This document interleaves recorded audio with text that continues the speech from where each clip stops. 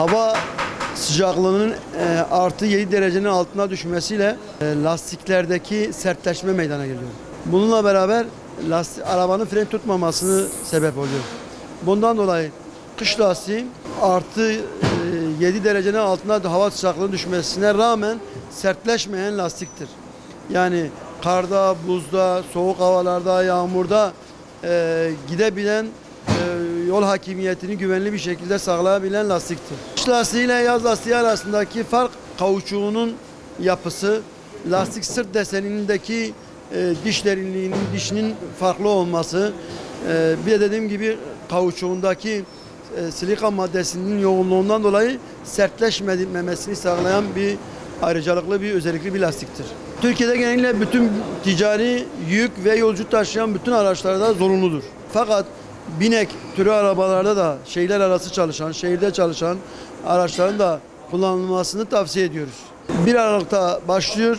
Bütün yük, yolcu, ticari arabalarda zorunludur. Cezası da var. Toplumda kış lastiği sadece karda, buzda geçerlidir. Oysa ki kış lastiği soğuk havalarda, yağışlı havalarda, yağmurlu havalarda bile yaz lastiğine göre çok üst seviyede bir performansı vardır.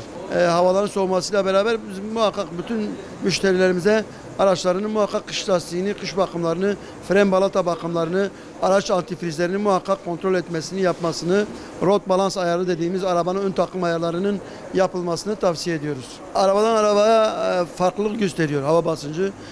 Minibüslerde dediğimiz C grubu minibüslerde 65-70 arası hava derecesini tavsiye ediyoruz. Taksilerde genellikle 34 derece makul olan, bazı arabalar tabi ağırlığının veya motor gücünün yüksek olmasından dolayı farklı özel havalar var. Onları da ayrı özel havalarına göre basınç vuruyoruz. Basınç arabanın yakıtına etki ediyor.